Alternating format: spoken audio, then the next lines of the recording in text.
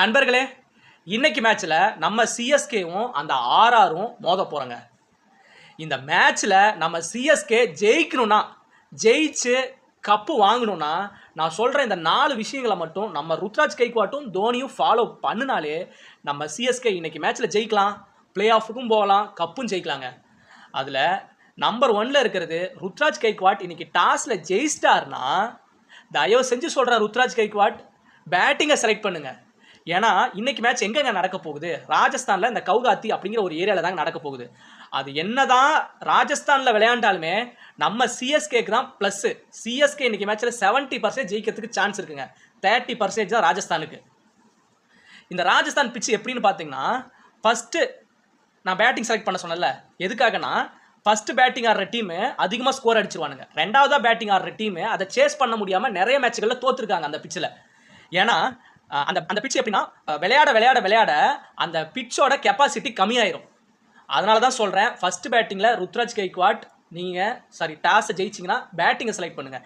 ரெண்டாவதாக நான் ஒன்று சொல்கிறேன், ருத்ராஜ் கைக்வாட் நம்ம டீமில் ஓப்பனிங் சுத்தமாக சரியில்லை. இந்த ராகுல் திரிபாதிக்கு 2 டைம் நீங்கள் சான்ஸ் கொடுத்தீங்களா? அந்த 2 டைமில் 10 ரன்னுக்கு மேலேயாவது தாண்டினாரா? இல்லை. போன மேட்ச்சில் கூட ராகுல் திரிபாதி பார்த்தீங்கன்னா ஒரு 6 ரன்னு, அதுக்கு முன்னாடி மேட்ச்சில் 5 ரன்னு. தயவு செஞ்சு சொல்கிறேன், நம்ம ருத்ராஜ் கைக்வாட்டும் ரச்சின் ரவீந்திராவும் ஓப்பனிங் இறங்கி விளையாடட்டும். 1 டவுன் வேணால் ராகுல் திரிபாதி கொடுங்க. சரி, மூணாவதாக இருக்கிறது நம்ம தலை தோனிக்கு தாங்க. தோனி, போன டைமு நம்ம ஆர்சிபியும் சிஎஸ்கேவும் விளையாண்டோமா? இல்லை, எனக்கு ஒன்று புரியல. 40 பாலுக்கு 120 ரன் அடிக்கணுங்க. அப்போது யார் பேட்ஸ்மேனாக உள்ளே வந்திருக்கணும்? தோனி உள்ளே வந்திருக்கணும். தோனி உள்ளே வந்து 6-4ன்னு அடித்து நம்ம சிஎஸ்கேக்கு ஜெயிக்க வச்சுருக்கணும். ஆனால் தோனி அதெல்லாம் பண்ணவே இல்லை. 40 பாலுக்கு 120 ரன் இருக்கிற சமயத்தில் அஸ்வினை உள்ளே இறக்கி விடுறாரு. இல்லை, அஸ்வின் என்ன பேட்ஸ்மேனா? அஸ்வின் ஒரு ஆல்ரவுண்டரு. சத்தியமாக எனக்குலாம் புரியவே இல்லை எதுக்கு அஸ்வினை இறக்கி விட்டாருன்னு. இதெல்லாம் பார்த்தா எப்படி தெரியுமா இருக்குது? அஸ்வினோட முதுகுக்கு பின்னால் தோனி ஒளிஞ்சு மறைஞ்சிக்கிட்ட மாதிரி தாங்க எனக்கு அப்படியே தோணுது. சொல்லக்கூடாது, அப்படியே எனக்கு தோணுது. சரி, அஸ்வின் உள்ளே வந்தாரா பேட்டிங் விளையாட? ஒரு 8 பாலுக்கு 11 ரன் அடித்தார். ஒரு டெஸ்ட் மேட்ச் மாதிரி தான் அஸ்வின் அடித்தார். ஆனால் அஸ்வினை தப்பு சொல்லக்கூடாதுங்க. அஸ்வினும் 6-4 அடிக்கிறதுக்கு ட்ரை பண்ணார். ஆனால் கரெக்டாக பேட்டிங்கில் பால் சிக்கலை. சரி, அஸ்வின் அவுட் ஆகிட்டு போயிட்டாரா? அதுக்கப்புறம் யார்? 9வது பேட்ஸ்மேனாக நம்ம தோனி வராரு. சரி, தோனி வந்தாரா? வந்தார், பேட்டிங்கும் விளையாண்டார். ஃபஸ்ட்டு பால் 6 இல்லைன்னா 4 அடிச்சிருக்கணும். இல்லை, அடிக்கிறதுக்காக ட்ரை பண்ணியிருக்கணும் தோனி. ஆனால் ஃபஸ்ட்டு பால் டொக்கு வைக்கிறாரு. 40 பாலுக்கு 120 ரன் அடிக்கணுங்க. ஒரு பாலுக்கு 3 ரன் அடிக்கணும். தோனி 6-4ன்னு அடிச்சிருக்கணும். ஆனால் தோனி அதெல்லாம் ட்ரை பண்ணவே இல்லை, டொக்கு வைக்கிறாரு. சரி, அடுத்த பாலாவது 6-4 அடிக்கணும்ல. தோனி 6-4 அடிக்கிறதுக்கு ரொம்ப பயப்பட்டார் போன மேட்ச்சில், சிஎஸ்கே ஆர்சிபி மேட்ச்சில். இல்லை, தோனியோட கெப்பாசிட்டி என்ன கம்மியாயிருச்சா? இல்லை, வயசாக அவரோட திறமைகள்லாம் மறைஞ்சு போகுதா என்னன்னு எனக்கு சுத்தமாக தெரியலிங்க. நான் தோனி ஃபேன் தான். ஆனால் தோனி பற்றி இந்த மாதிரி நான் பேசுறதுனாலே போன மேட்ச்சில் எனக்கு ரொம்ப அப்செட்டுங்க. அந்தளவுக்கு தோனி வெறுக்க வச்சுட்டாரு தோனியை. இல்லைங்க, இப்போது தோனி 40 பாலுக்கு 120 ரன் அடிக்கிற சமயத்தில் தோனி 6-4ன்னு அடித்து மேட்சை ஜெயிச்சு கொடுத்துருக்கணும். ஆனால் அவர் அப்படிலாம் பண்ணலை, டொக்கு வைக்கிறாரு, சிங்கிள் அடிக்கிறாரு. கடைசியில் மேட்ச்லாம் நம்ம கை விட்டு போன சமயத்தில் 6 பாலுக்கு 6 6 அடித்தாலும் சிஎஸ்கே ஜெயிக்க முடியாது அப்படிங்கிற சமயத்தில் தோனி 4 அடிக்கிறாரு, 6 அடிக்கிறாரு. இப்போ பாடுறா என் ஆட்டத்தை அப்படின்னு மேட்ச்லாம் கை விட்டு போன சமயத்தில் அடிக்கிறாரு. இது யாருக்குங்க வேல்யூ? இப்படி அடிக்கனால சிஎஸ்கே ஜெயிக்க முடியுமா? இல்லை, நாமளாம் ஒரு கனவை கண்டுட்டு இருந்தோம். சிஎஸ்கே சூப்பரான பிளேயர்ஸை செலக்ட் பண்ணியிருக்காங்க. நம்ம நூர் அகமது, நம்ம ராகுல் திரிபாதி, தீபக் ஹூடா, சாம் கரன், இந்த மாதிரி சூப்பரான பிளேயர்ஸ்லாம் செலக்ட் பண்ணியிருக்காங்க. நம்ம சிஎஸ்கே இந்த டைம் கப்பை ஜெயிச்சிடலாம் அப்படின்னு தலை மேலே அது என்னது பொன்னாடைய சுமந்துக்கிட்டு இருந்தோம். ஆனால் இப்போ விளையாடுறத பார்த்தா பிளே ஆஃபுக்காவது போயிடுவீங்களா? சிஎஸ்கே பிளே ஆஃபுக்காவது போயிடுவீங்களா அப்படின்னு தாங்க கேட்க தோணுது. சத்தியமாக அந்த அளவுக்கு சிஎஸ்கே ரொம்ப ஒஸ்ட்டாக போயிடுச்சுங்க. போன மேட்ச்சில் நம்ம சிஎஸ்கே ஆர்சிபி விளையாண்டோமா? அதில் நம்ம தோற்றதுக்கு மெயினான காரணம் தோனி 1.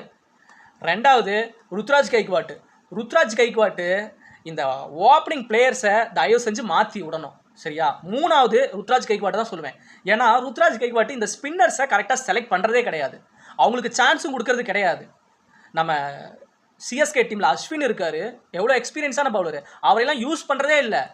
ரெண்டாவது நம்ம ஜடேஜாலாம் எவ்வளோ பெரிய ஒரு பால் ஸ்விங் ஆகும், அவ்வளோ கெப்பாசிட்டி இருக்கிற ஒரு ஆல்ரவுண்டரு, அவருக்கெல்லாம் பவுலிங் கரெக்டாக கொடுக்கறதில்ல. 3வது நூர் அகமது வேணால் கரெக்டாக யூஸ் பண்ணிட்டு இருக்காருன்னு நினைக்கிறேன்.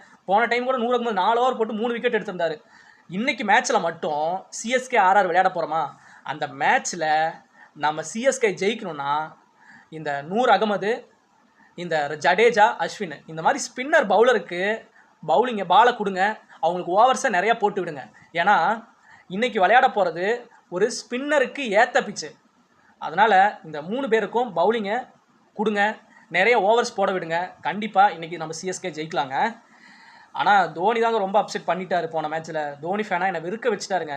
ஆனால் நாமளாம் ஒரு தப்பு பண்ணுறோம். அது என்னென்னா, தோனி கிரவுண்டுக்கு வரத்துக்கு முன்னால் ரச்சின் ரவீந்திரா விளையாண்டுருப்பார். ரச்சின் ரவீந்திரா போல்டு இல்லைன்னா கேட்ச் ஏதாவது கொடுத்துட்டு அவுட் ஆகிட்டு வெளியே வருவார் ரச்சின் ரவீந்திரா. ரச்சின் ரவீந்திரா அவுட் ஆகிட்டாரு, சூப்பராக விளையாண்டாரு நம்ம சிஎஸ்கே டீமுக்காக அப்படின்னு நம்ம வருத்தெல்லாம் படுறது கிடையாது. யார் வருத்தப்படுறீங்க சொல்லுங்கள்? நம்ம வருத்தெல்லாம் படுறது கிடையாது. தோனி உள்ளே வராரு, தோனி வந்துட்டாருப்பா 6 அடிப்பாருப்பா, இன்னைக்கு 4 6 அடிப்பாருப்பா அப்படின்னு தான் கத்துறான். மேட்ச் ஜெயிச்சா என்ன, ஜெயிக்கலினா நம்மளுக்கு என்ன? தோனி நல்லா விளையாண்டா என்ன, இல்லை அவர் டக் அவுட் ஆனால் என்ன? நம்மளுக்கு தேவை 2 6 3 6 தோனி அடிக்கணும். உடனே நம்ம சிஎஸ்கே ஃபேன்ஸ்லாம் சொல்லுவானுங்க, அண்ணே இன்னைக்கு தோனி வந்தாருண்ணே, 3 பாலுக்கு 3 6 அடிச்சாருண்ணே, சிஎஸ்கே ஜெயிக்கலினாலும் பரவாயில்லண்ணே, நம்ம தோனி 3 பாலுக்கு 3 6 அடிச்சாருண்ணே, தலை தரிசனத்தை பார்த்துட்டேனே, இன்னைக்கு போய் நல்லா தூங்குவேனே அப்படின்னு சொல்கிறானுங்க. இந்த மேட்ச் முடிஞ்சதுக்கப்புறம் அந்த ப்ரெஸ் மீட்டில் இந்த யூடியூப் சேனலுக்குலாம் இந்த மாதிரி பேட்டி கொடுக்குறானுங்க. இதெல்லாம் எங்கே போய் சொல்கிறதுன்னு தெரியலைங்க. நம்ம சிஎஸ்கே டீமுக்கு நம்ம தோனி ரசிகர்கள்லாம் இது பெரிய துரோகம் பண்ணிகிட்ருக்கோம். புரியுதா இல்லையா உங்களுக்குலாம்? சிஎஸ்கே டீம் ஜெயிக்கலினாலும் பரவாயில்ல, தோனி 6 அடித்தா போதும் அப்படின்னு நினைக்கல. என்னங்க ஒரு லாஜிக் இருக்குது? சத்தியமாக என்னால் ஜீர்ணிக்கவே முடியலைங்க. போன மேட்ச்சில் நம்ம ஆர்சிபி கிட்ட படு தோல்விங்க. அதுக்கெலாம் காரணம் யார் தெரியுமா? சாம் கரன் கடைசி போட்ட ஓவரில் 3 6 அடிக்கிறான் டிம் டேவிட் அசால்ட்டாக. அது மட்டுமா, இந்த இந்த பில் சால்ட்டு அஸ்வின் போடுற பாலை கண்ணை மூடிட்டு 6 அடிக்கிறான் பில் சால்ட்டு. அந்தளவுக்கு அஸ்வினோட ஓவர் ரொம்ப ஒஸ்ட்டாக இருக்குது. அதனால் அஸ்வினும் நிறைய ப்ராக்டிஸ் எடுக்கணுங்க. ஏதோ ஜடேஜா தான் போன டைம் வந்து ஒரு 30 ரன் அடித்து ஓரளவுக்கு சிஎஸ்கேவை டீசென்ட் ஸ்கோரில் எடுத்துகிட்டு போனார். சிஎஸ்கே 50 ரன் வித்தியாசத்தில் நம்ம பெங்களூர்கிட்ட தோத்துட்டோங்க. நாம் சிஎஸ்கே ஃபேனாக என்ன சொல்லிட்டு இருந்தோம்? ஆர்சிபி நீங்கள் 18 வருஷமாக சிஎஸ்கேயில் வந்து விளையாண்டுட்ருக்கீங்க, சேப்பாக்கில் வந்து விளையாண்டுட்ருக்கீங்க, இது வரைக்கும் ஒரு டைமாக சேப்பாக்கில் ஜெயிச்சிங்களாடா, ஈசாலா கப் நகின்னு சொல்லிட்டு இருந்தோம். ஆனால் போன மேட்ச் ஜெயிச்சுட்டு ஈசாலா கப் நம்மதேன்னு சொல்லிட்டு போயிட்டானுங்க ஆர்சிபி. சரிங்க, இன்னைக்கு மேட்ச்சில் நம்ம சிஎஸ்கே ஜெயிப்பானுங்களா இல்லை ராஜஸ்தான் ஜெயிப்பானுங்களா அப்படின்னு கமெண்ட்டில் போட்டுவிடுங்க. இந்த அவன் பேர் என்ன, நம்ம ராகுல் திரிபாதி, இந்த தீபக் ஹூடா எதுக்குப்பா நம்ம சிஎஸ்கேல எடுத்தாங்கன்னு எனக்கு சுத்தமாக தெரியல. அதுவும் தீபக் ஹூடாவை 1.25 லட்சத்துக்கு எடுத்திருக்காங்க, 1.25 கோடிக்கு எடுத்திருக்காங்க. தீபக் ஹூடா கிட்ட என்னங்க கெப்பாசிட்டி இருக்குது? ஆல்ரவுண்டர் தான் ஒத்துக்கிறேன். அவர் ஒன்று பேட்டிங்கை கரெக்டாக பண்ணணும், இல்லை ஃபீல்டிங்கை கரெக்டாக பண்ணணும், இல்லை ஃபீல்டிங்காவது கரெக்டாக பண்ணணும், இல்லை பவுலிங்காவது கரெக்ட் பண்ணணும். பேட்டிங்கில் 10 ரன்னுக்குள்ளே அவுட்டுங்க. போன டைம் தீபக் கூட 4 ரன் தான் அடிச்சிருந்தாரு. அது மட்டும் இல்லை, சிஎஸ்கே ஆர்சிபி விளையாண்டல, அதில் தீபக் ஹூடாவுக்கு லட்டு மாதிரி ஒரு கேட்ச் வருது. அந்த கேட்சை தீபக் ஹூடா விட்றாரு, சிரிச்சுக்கிட்டே விட்றாரு, அந்தளவுக்கு கேர்லெஸ்ஸு. சரி, நம்ம ராகுல் திரிபாதி போன டைம் 4 ரன்னு, அதுக்கு முன்னாடி 5 ரன்னு.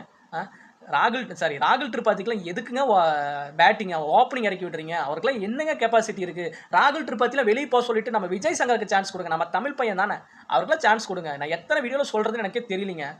நம்ம ராகுல் திரிபாதிக்கு நம்ம விஜய் சங்கருக்கு ஒரு சான்ஸ் கொடுங்க. அதுக்கப்புறம் அந்த ஜேமி ஓவர்டன்னு நானும் சொல்லி சலிச்சு போச்சு. நிறையா வீடியோக்களை சொல்லிட்டு இருக்கேன். இதை சிஎஸ்கே பிளேயர்ஸ் நீங்களாவது பார்த்து அந்த சிஎஸ்கே மேனேஜ்மெண்ட்டுக்கு ஒரு கமெண்ட்டை போட்டு விடுங்கப்பா. நம்ம விஜய் சங்கருக்கு இந்த ஜேமி ஓவர்டனுக்கு ஒரு சான்ஸ் கொடுக்க சொல்லுங்கப்பா ப்ளீஸ். இந்த டைமு நம்ம கப்பு ஜெயிக்கலான்னு பரவாயில்ல, பிளே ஆஃபுக்காவது போய் நம்ம ஒரு டீசெண்டாவது இருக்கலாம்.